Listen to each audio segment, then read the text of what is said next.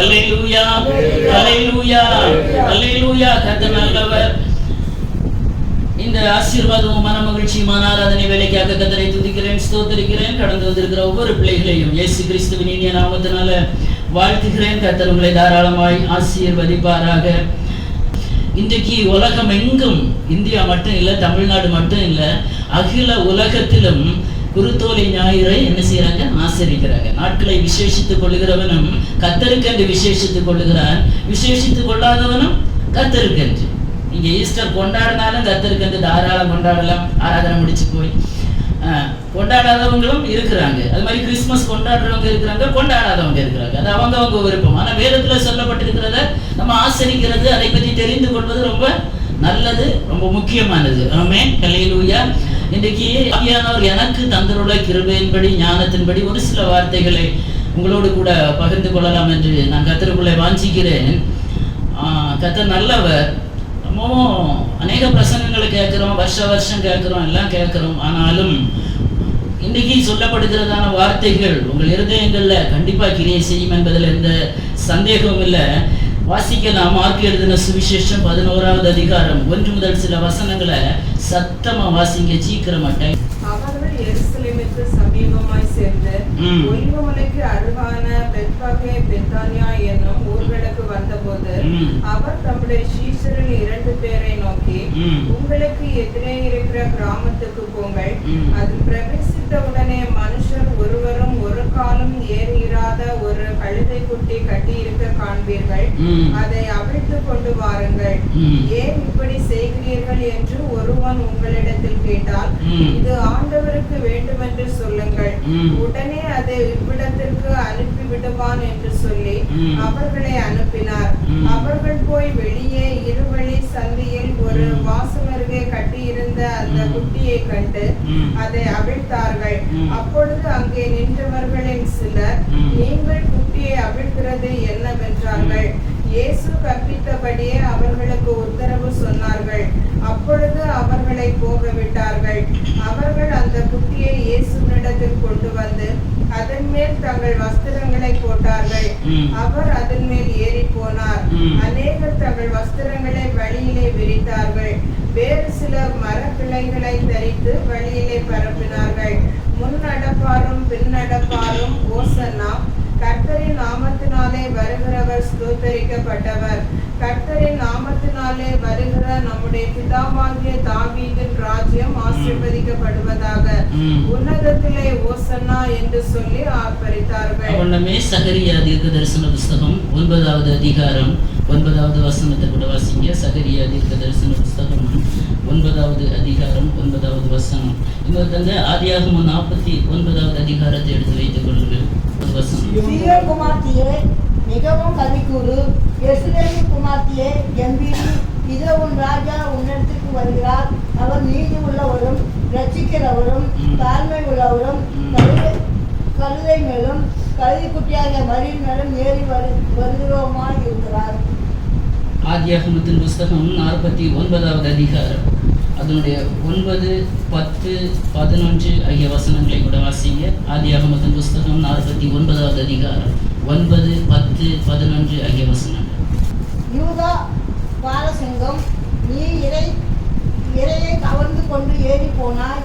என் மகனை சிங்கத்தின் போலும் சிங்கம் போலும் மடக்கி படுத்தான். அவனை எழுப்புகிறவன் யார்? சமாதான கர்த்தர் வருமளவும் செங்கோல் யூதாவை விட்டு நீங்குவது இல்லை. நியாய பிரமாணிகள் அவன் பாதங்களை விட்டு வருவதும் இல்லை. ஜனங்கள் அவரிடத்தில் சேர்வார்கள். அவர் தன் கழுதை குட்டியை திராட்சை செடியிலும் தன் கோவேரி கழுதை குட்டியை நெற்குவர் திராட்சை செடியிலும் கட்டுவார். திராட்சை ரசத்தினாலே தன் வஸ்திரத்தை, திராட்சை பழங்களை ரத்தத்தாலே தன் அங்கியை தேய்ப்பார். மூன்று வேத பகுதிகளை நாம் வாசித்தோம். இந்த 3க்கும் ரிலேஷன் இருக்கிறது. ஒரே மாதிரி தான் பிரசங்கங்களை கேட்டுக்கொண்டிருக்கிறோம். நான் அதான் கேட்டு பழகினேன், வளர்ந்தேன். ஆனால் அதுவரை கொஞ்சம் வித்தியாசமா ஏதாவது இருந்தா கொஞ்சம் வெளிப்படுத்தி தாங்களே. அந்த தெய்வ சமூகத்துல காத்திருந்த போது கர்த்தர் இந்த வசனங்களை, சகரியாவில் இருக்கிற நம்ம எல்லாருக்கும் தெரிந்த வசனம் தான்.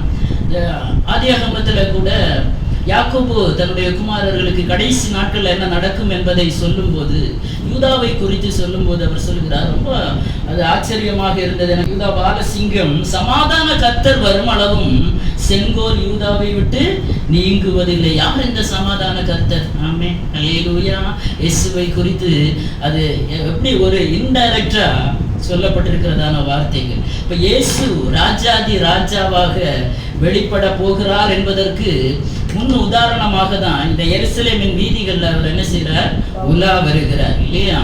அநேக வசனங்கள் இருக்கிறது. இயேசு ராஜாதி ராஜா என்பதற்கு தீர்க்க தரிசனங்களில் நிறைவேறுதல். இந்த எருசலேமில் இயேசு பவனியாக வருகிறார். அதான் சகரியா தீர்க்கதரிசி தன்னுடைய புத்தகத்தில் எழுதும்போது 9:9 நம்ம வாசித்தோம்.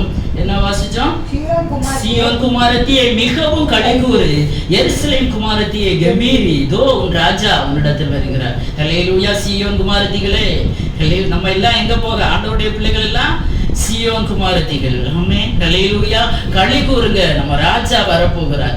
இன்றைக்கு இருக்கிற எல்லா நிலைமைகளையும் மாற ராஜாதி ராஜா கர்த்தாதி கர்த்தர் அவர். ஆமென். அநேக வசனங்கள் இருக்கிறது, சொல்லிவிட நான் ஆசைப்படுகிறேன். அப்போ இயேசு வருகிறார். ஆமென். பிறக்கும் போதே அவர் எப்படிதான் பிறந்தார்? ஒரு ராஜா அந்தஸ்தோட பிறந்தார். யூதருக்கு ராஜாவாய் பிறந்திருக்கிறவர் எங்கே? பிறப்பிலேயே அவரை என்னன்னு தான் சொல்றாங்க? ராஜா. ஆமென், ஹல்லேலூயா. இப்போ அது வெளிப்படையாக இயேசு மரணம் அடைவதற்கு முன்னதாக இந்த குருத்தோலை ஞாயிறை என்ன செய்றாங்க? கொண்டாடுறாங்க. அவர் எருசலேமுக்கு போகிறார். எருசலேமுக்கு போகும்போது ஆண்டவர் சொல்றாரு, இதுல முக்கியமா 2 விதமான நபர்களை குறித்து நான் பேசலாம் என்று கர்த்தருக்குள்ள நான் வாஞ்சிக்கிறேன். ஆவியானவர் என்னுடைய இருதயத்திலே சொன்ன, ஒண்ணு கழுதைக்குட்டி, ஒண்ணு இயேசு. ஆமென், ஹல்லேலூயா. 2 எவ்வளவு டிஃபரெண்ட் இருக்குல்ல? ஒரு குதிரையும் இயேசுன்னு சொல்லியிருந்தா கூட கொஞ்சம் மேட்ச் ஆகியிருக்குமேன்னு பாக்குறீங்களா? குதிரை கொஞ்சம் கொஞ்சம் என்ன வெயிட் அதிகமானது, ரொம்ப மகிமை பொருந்துறது இல்லையா? குதிரைக்கு எல்லா இடத்துலையும் கொஞ்சம் ஸ்டேட்டஸ் அதிகம். பீச்சில் பார்த்தாலும் குதிரைகளை கொண்டு விட்டுட்டு நிற்பாங்க. அதில் யாருன்னா 100 ரூபா 150 ரூபா கொடுத்தா ஒரு ரவுண்டு சுற்றி வருவாங்க. யாராவது கழுதையை கொண்டு விட்டுட்டு நிற்கிறாங்களா? பார்த்துருக்கீங்களா? இல்லை. கழுதைக்கு மதிப்பு இல்லை, மரியாதை இல்லை, சமூகத்துல மதிப்பும் இல்லை, மரியாதை இல்லை. கர்த்தர் தெரிந்தெடுக்கிறது எல்லாமே சற்று வித்தியாசமானது. ஹல்லேலூயா, ஹல்லேலூயா. அவருக்கு இந்த உலகத்துல பிரதாபமோ பெருமையானதோ எல்லா நிலைமைகளையும் ஒரு உயர்ந்ததை அவர் விரும்பல. எல்லா நிலைமையிலும் தாழ்ந்து இருக்கிறத தான் கர்த்தர் என்ன செய்கிறார்? விரும்புகிறார். ஆமென், ஹல்லேலூயா. இன்னும் ஒரு சில வசனங்களை வாசித்து விட்டு நான் இதனுடைய விளக்கத்தை சொல்ல ஆசைப்படுகிறேன். ஹல்லேலூயா. வாசிக்கலாம். இயேசு ராஜாதி ராஜா என்பதற்கு அடையாளமாக கொஞ்சம் சீக்கிரமா எடுத்து வாசித்து தாங்க. என்னாகமத்தின் புஸ்தகம் 24:17 வசனத்தை எடுங்க. ஒருத்தங்க லூக்கா 1:32 எடுத்து, லூக்கா 1 எடுத்து வைங்க. என்னாகமம் 24:17 வாசிங்க. அவரை காண்பேன், இப்பொழுது அல்ல, அவரை தரிசிப்பேன், சமீபமாயல்ல. ஒரு நட்சத்திரம் யாக்கோபிலிருந்து உதிக்கும், ஒரு செங்கோல் இஸ்ரவேலிலிருந்து எழும்பும். எது இந்த செங்கோல்? ஹல்லேலூயா. ஆதியாகமத்துல வாசிச்ச அந்த வசனங்கள் எல்லாம் அப்படியே மைண்ட்ல வச்சுக்கிடுங்க. இந்த லூக்கா எழுதின சுவிசேஷம் 1:32 அவர் பெரியவராய் இருப்பார், உன்னதமானவருடைய குமாரன் என்னப்படுவார், கர்த்தராகிய தேவன் அவருடைய பிதாவாகிய தாவீதின் சிங்காசனத்தை அவருக்கு கொடுப்பார், அவர் யாக்கோபின் குடும்பத்தார் என்றென்றைக்கும் அரசாளுவார், அவருடைய ராஜ்யத்துக்கு முடிவிராது. அப்போ இயேசு ராஜாதி ராஜா, அவர் கர்த்தாதி கர்த்தர். மத்தேயு 27:37 அன்றியும் அவர் அடைந்த ஆக்கினையின் முகாந்தரத்தை காண்பிக்கும் பொருட்டு இவன் யூதனுடைய ராஜாவாகிய இயேசு என்று எழுதினாங்க. கடைசியில் இயேசு சிலுவையில் அறையப்படும் போது யூதருடைய ராஜா என்று மேல என்ன செய்தாங்க? எழுதினாங்க. வெளிப்படுத்தின விசேஷம் 5:5 2வது பகுதியில மூப்பர்கள் ஒருவன் சொல்லுகிறான், யூதா கோத்திரத்து சிங்கமும் தாவீதின் வேறுமானவர், புஸ்தகத்தை திறக்கவும். ஆமென். யூதா கோத்திரத்து சிங்கம், தாவீதின் வேறானவர். ஆமென், ஹல்லேலூயா. வெளிப்படுத்தல் 17:14 ஆட்டுக்குட்டியானவர் கர்த்தாதி கர்த்தரும் ராஜாதி ராஜாவுமாய் இருக்கிறபடியால் அவர்களை ஜெயிப்பார். ஹல்லேலூயா. இயேசுவை குறித்து வெளிப்படுத்தின விசேஷம் 19:16 ராஜாதி ராஜா கர்த்தாதி கர்த்தர் என்னும் நாமம் அவருடைய வஸ்திரத்தின் மேலும் அவருடைய தொடையின் மேலும் எழுதப்பட்டிருக்கும். ஆமென். இன்னும் அநேக ஆயிரம் வசனங்கள் இருக்கிறது, நேரம் இல்லை. ஹல்லேலூயா. அப்ப இயேசு ராஜாதி ராஜா என்பது பிதாவினால் முன் குறிக்கப்பட்டதே. ஆமென். பிதாவின் சித்தத்தை நிறைவேற்றும்படியாக தான் இயேசு கிறிஸ்து இந்த உலகத்துல வந்தார். 1 ராஜாக்கள் 1வது அதிகாரத்துல பாத்தீங்கன்னா, பழைய ஏற்பாட்டு காலங்கள்ல ராஜா அபிஷேகம் செய்யும் போது அந்த மனிதனை கழுதையின் மேல ஏற்றி என்ன செய்திருக்காங்க, பவனி வந்திருக்கிறாங்க. அல்லேலூயா. தாவீது தன்னுடைய குமாரனாகிய சாலமோனை ராஜாவாக அபிஷேகம் பண்ணப்பட்ட விஷயம் அதுல வரும். நம்ம அது பார்க்க வேண்டாம், நான் உங்களுக்கு சொல்லி விடுறேன். சாலமோனை கழுதையின் மேல ஏற்றி அன்றைக்கு தீர்க்கதரிசிகள் அவனை என்ன செய்தாங்க, ராஜாவாக அபிஷேகம் பண்ணி ராஜாவாகிய சாலமோன் வாழ்க என்று வழிநடுக சொல்லிட்டு போனாங்க. அதெல்லாம் ஒரு நிழல். இயேசு பொருளாக இருக்கிறார். ஆமென். ஹல்லேலூயா. புரியுதா? இயேசு ராஜாதி ராஜா. ஹல்லேலூயா. பறக்கும் போதே ராஜாவாக பிறந்தார். இனி அவர் ராஜாதி ராஜாவாக வரப்போகிறார். ஆமென். ஹல்லேலூயா. எத்தனை பேர் சந்தோஷமா இருக்கிறீங்க அந்த ராஜாதி ராஜாவை வரவேற்க? ஆமென். ஹல்லேலூயா. ஹல்லேலூயா. கர்த்தர் நல்லவர். இந்த கழுதையை குறித்து கொஞ்சம் சற்று ஆழமாக நான் யோசித்த போது, கொஞ்சம் தியானித்த போது ஒரு சில காரியங்களை ஆவியானவர் என்னோடு கூட இடைப்பட்டார். இந்த கழுதை அது நின்ன இடம் கரெக்டா பர்டிகுலரா அந்த பிளேஸை கர்த்தர் சொல்லி என்ன செய்கிறார், அனுப்புகிறார். 2 சீஷர்களை கர்த்தர் அனுப்புகிறார்.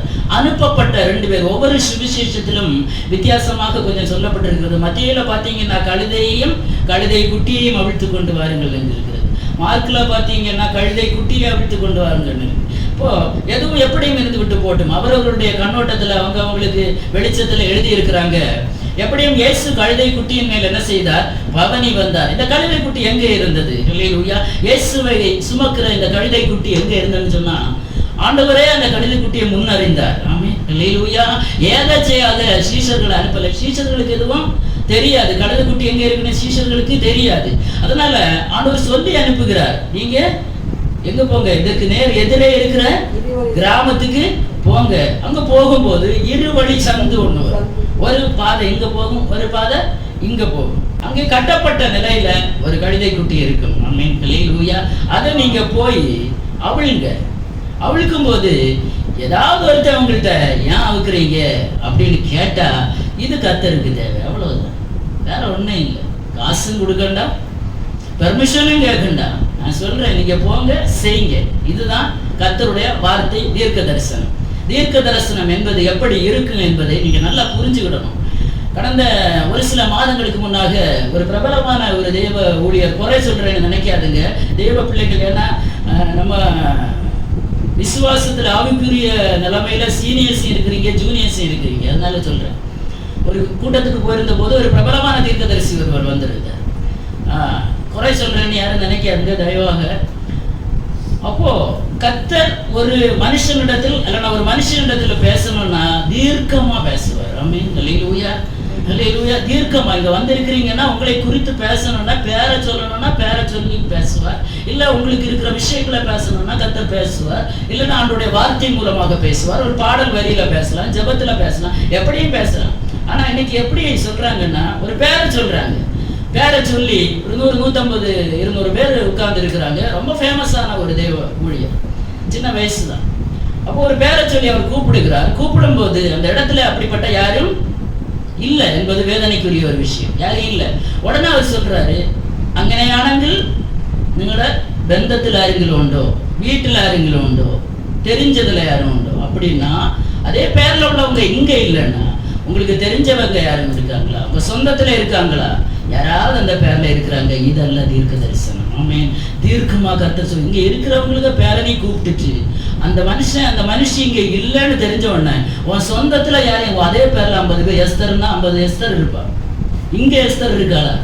இங்க இருந்தா கர்த்தர் என்ன செய்வார், தீர்க்கமா பேசுவார். இன்னைக்கு இது ஒரு பிசினஸா நடந்துட்டு இருக்கு. ரொம்ப ஜாக்கிரதை.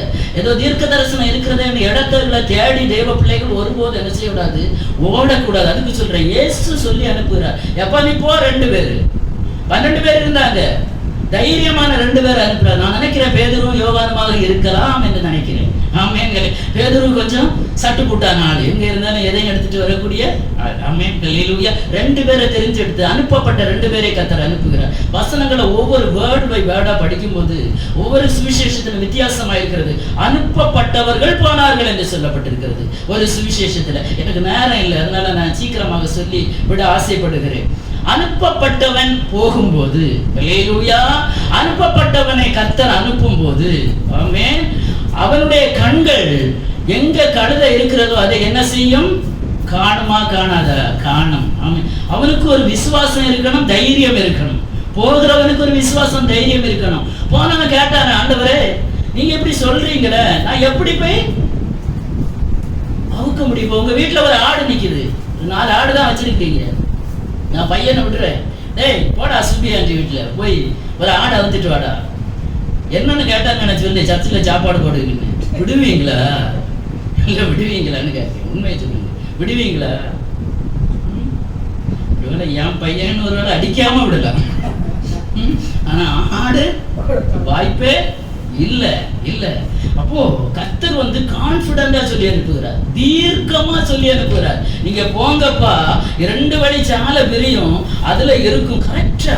இதுதான் தீர்க்க தரிசனம். ஆமென்.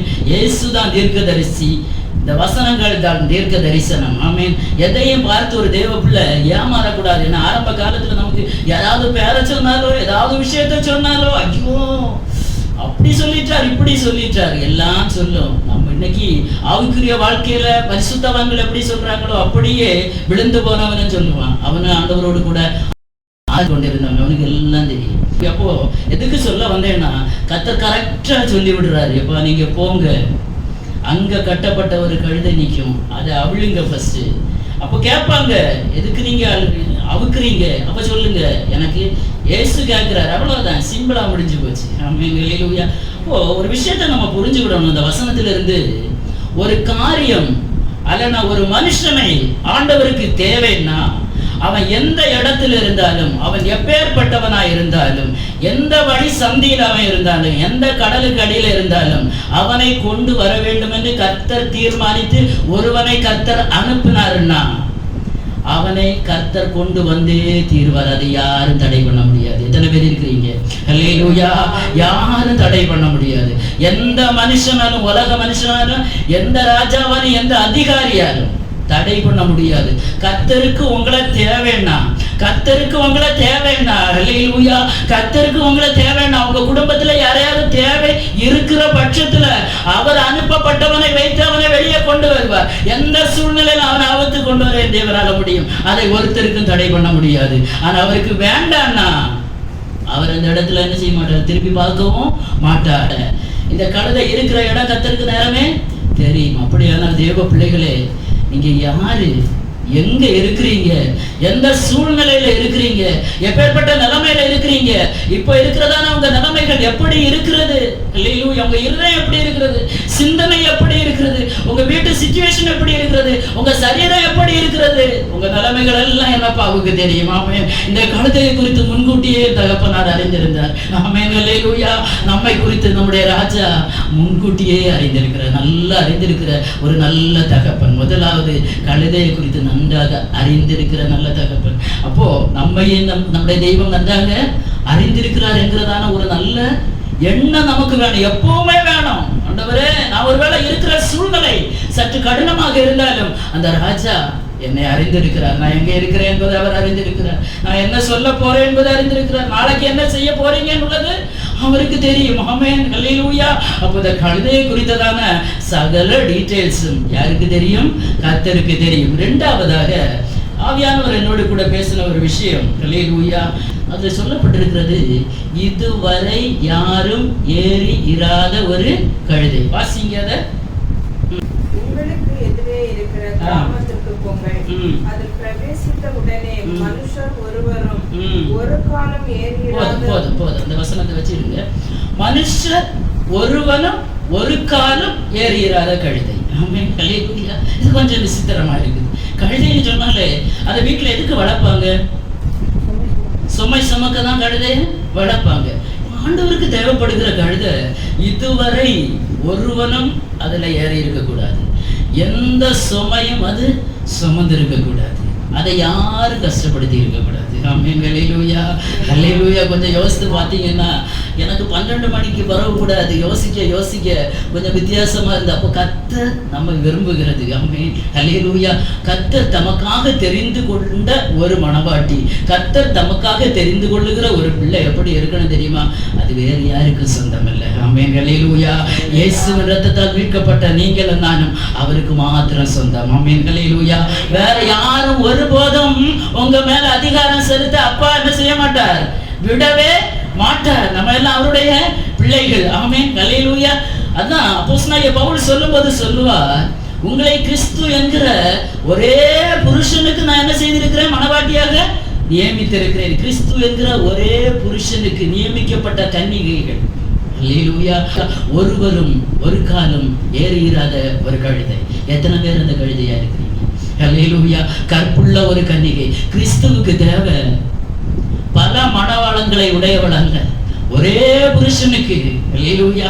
ஒரே புருஷன், கிறிஸ்து என்கிற ஒரே புருஷனுக்கு நியமிக்கப்பட்ட கன்னிகைகள் நாங்கள்.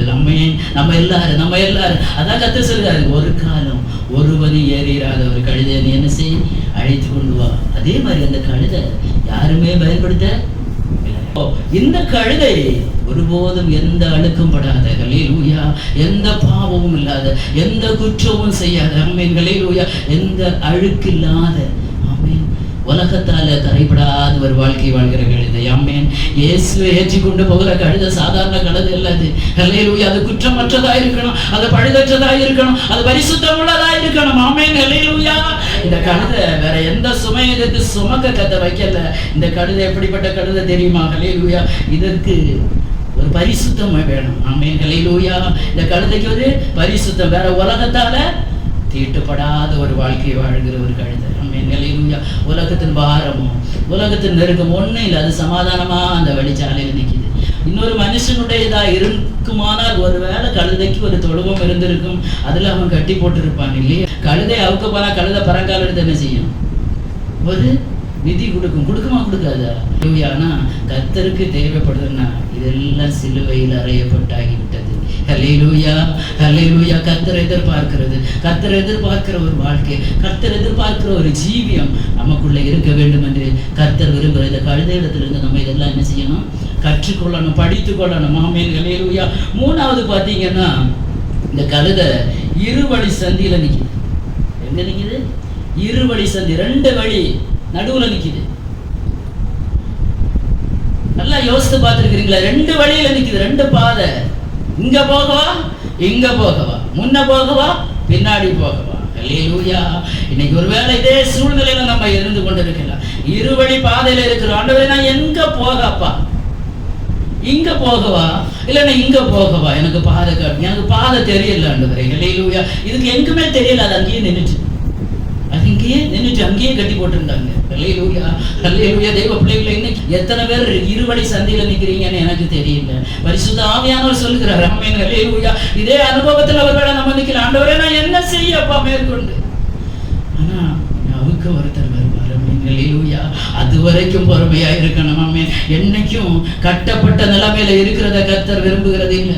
ஒரு தேவ பிள்ளை, அல்லேலூயா, வழி தெரியாமல், பாதை தெரியாம எங்க பயணிக்கணுமோ என்று அந்த ரங்கத்துல நிக்கிறதை என் தேவன் என்ன செய்யல, விரும்பல. நமக்கான பாதையை அவர் என்ன செய்கிற தேவன், காண்பிக்கிற தேவன். நான் உனக்கு போதித்து நீ நடக்க வேண்டிய வழியை உனக்கு காட்டுவேன், உன்மேல் என் கண்ணை வைத்து உனக்கு ஆலோசனை சொல்வேன். எத்தனை பேருக்கு கர்த்தர் ஆலோசனை கர்த்தரா இருக்கிறார்? கர்த்தர் ஆலோசனை தருகிற கர்த்தர். ஆமென், அல்லேலூயா. அவர் ஆலோசனை தருகிற, நீ எங்க போகணும், எங்க செய்யணும், நீ எதை செய்யணும், மேற்கொண்டு நீ என்ன பண்ணணும் என்கிறத கர்த்தர் ஒவ்வொரு நாளும் நமக்கு என்ன செய்வார், ஆலோசனை தருவார். அது வரைக்கும் இந்த கழுதை அமைதியா நின்றுது. அல்லேலூயா. இருவழி சந்தையில தான் நிக்குது. ரெண்டு பேர் போனாங்க, கட்ட என்ன செய்யறாங்க, அவிழ்க்கிறாங்க. ஆமென், அல்லேலூயா. மூணாவது கட்டப்பட்ட கழுதை. அல்லேலூயா. வழி தெரியாதுன்னு கழுதைக்கு கர்த்தர் வழி காண்பித்து கொடுக்க. அல்லேலூயா. கர்த்தர் வழி காண்பித்து கொடுக்க. எங்க அது வரணுமோ, எந்த இடத்துக்கு, குறிப்பிட்ட இடத்துக்கு அந்த கழுதை வரணுமோ அதை அழைத்து வருவதற்காக கர்த்தர் ரெண்டு பேரை அனுப்புனாருன்னா, இன்னைக்கு வழி தெரியாம நிக்கிறீங்கன்னா, அல்லேலூயா, பரிசுத்த ஆவியானவர் சொல்றார், உங்களுக்கு வழி காட்ட ஒருவரை கர்த்தர் அனுப்புவார். ஆமென். இந்த வேத வசன சத்தியத்துக்கு நீங்க கீழ்ப்படிந்திருக்கிற தேவ பிள்ளைகளே, அல்லேலூயா, எங்க போகணும்னு தெரியல ஆண்டவரே, எதை செய்யணும்னு தெரியல. மனுஷங்க ஒரு இடத்துல எதிரா பேசிட்டு இருக்கிறாங்க. அல்லேலூயா. எதை செய்யணும்னு தெரியல. சிலருக்கு சில பயங்கரமான டென்ஷன், அவருக்குரிய வாழ்க்கையில பயங்கர டென்ஷன். ஆண்டவரே, எதை செய்யணும்ப்பா, எதை செய்யணும்னே தெரியல. அவ்வளவு குழம்பி போயிருக்கிறீங்களா? அல்லேலூயா. கர்த்தர் அனுப்புவார். ஆமென், அல்லேலூயா. கர்த்தர் வருகிறது வரைக்கும் அந்த கழுதை அமைதியா இருந்தது. ஆமென். ரெண்டு பேரை அனுப்புனாங்க. கட்டப்பட்ட கழுதை எடுத்து அவிழ்க்கப்படுகிறது. ஆமென். கட்டப்பட்டு இருக்கிறது இன்னைக்கு கழுதை. கட்ட அவிழ்க்கும் போது, அல்லேலூயா, கழுதை எதுவுமே செய்யல. இந்த கழுதை அமைதியா சாந்தமா வச்சு கொடுக்குது. ஹல்லேலூயா. நான் முதல்ல சொன்னேன் ஆடாவுக்க வந்து அப்படி நீங்களான்னு. கழுதை இப்போ என்ன செய்யுது? அமைதியா நிக்குது அவிழ்க்கிறதுக்கு. ஏன்னா கழுதையை முன்குறித்த ஒருவர் இருக்கிறார், நன்கு அறிந்தவர் ஒருவர் இருக்கிறார். அவருக்கு அது வேணும், அவருக்கு வேணும்னு அது எதுவும் செய்யாது, எதுவும் சொல்லாது. ஆமென் ஹல்லேலூயா. எதுவும் திருப்பி பேசாது, அதுக்கு திருப்பி பேச அனுமதி இல்லை.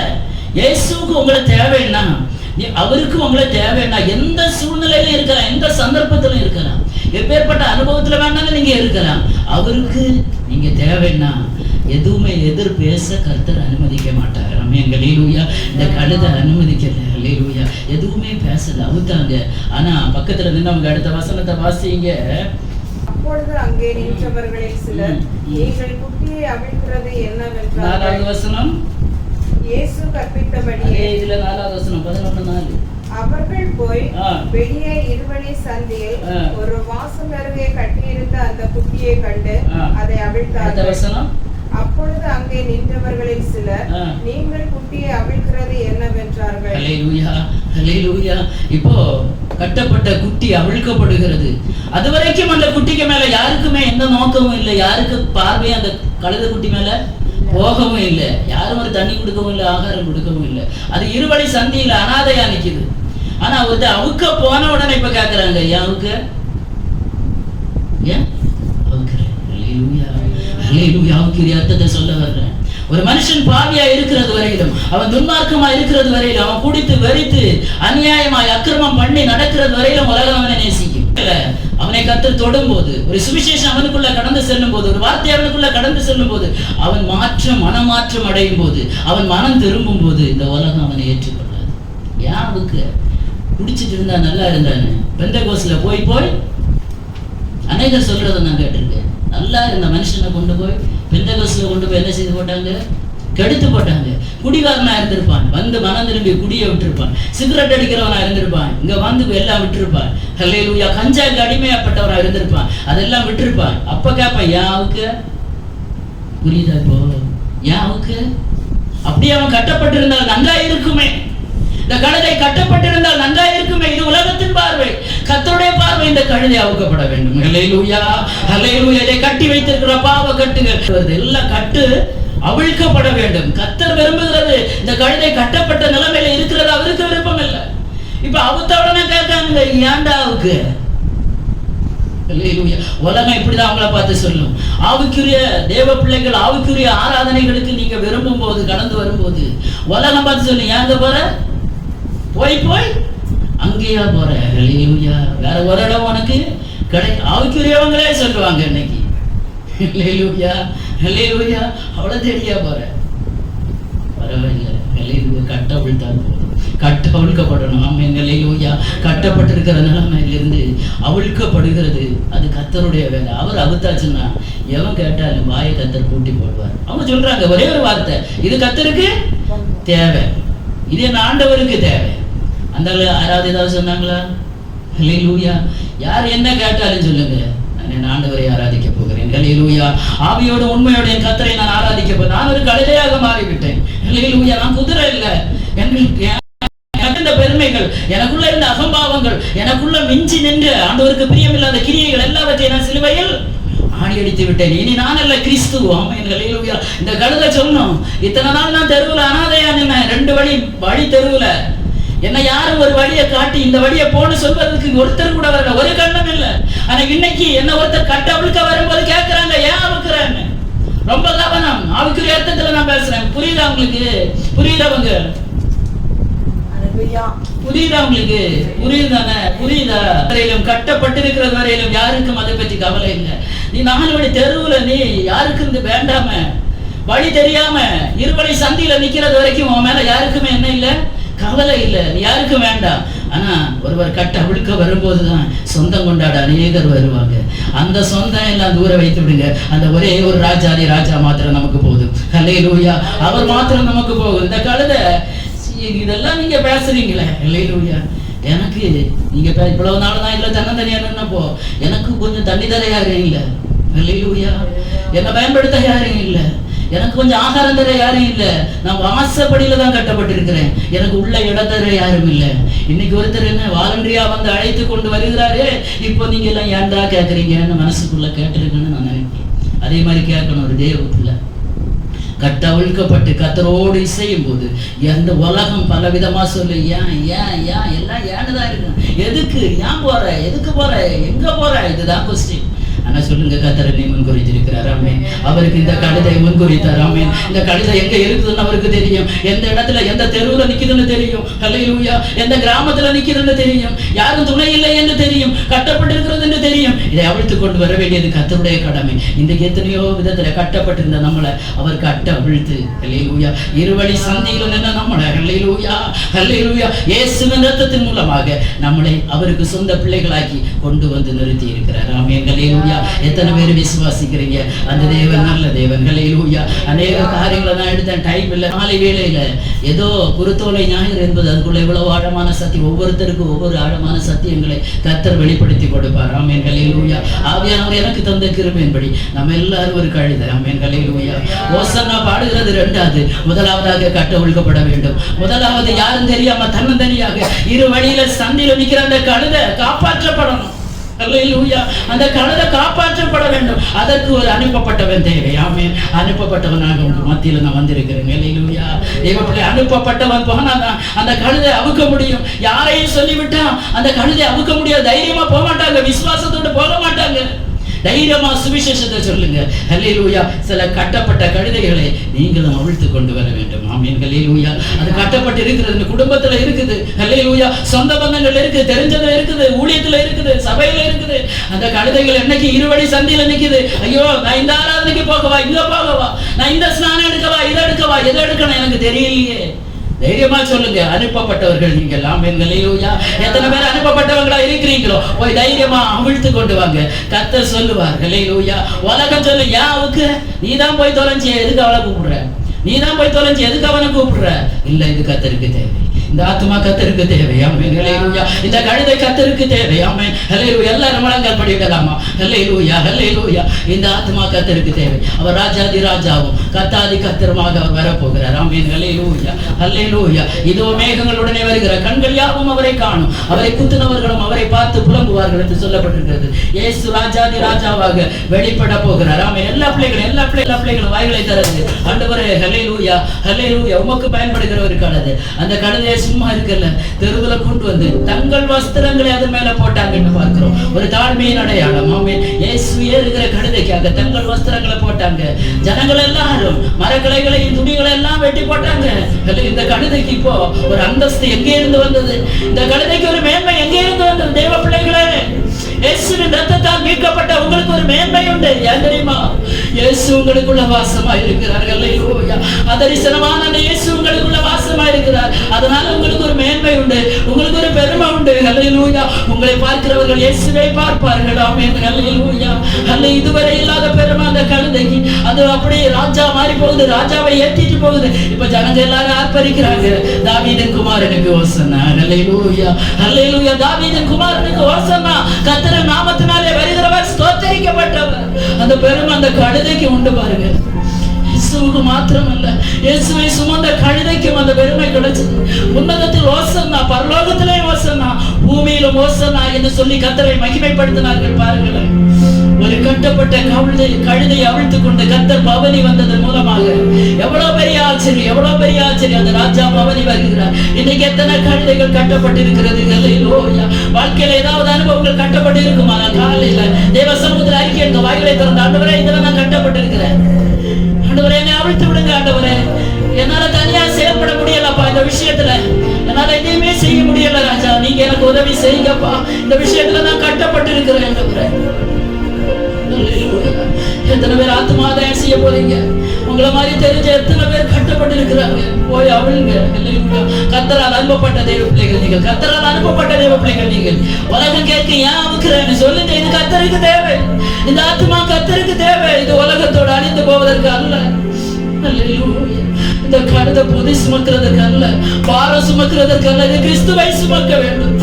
ராதனா சந்தராதனா பரிசுத்த ஆவியானவரை இடைபடுவீராக ஒவ்வொரு இருதயங்களோடு. அல்லேலூயா.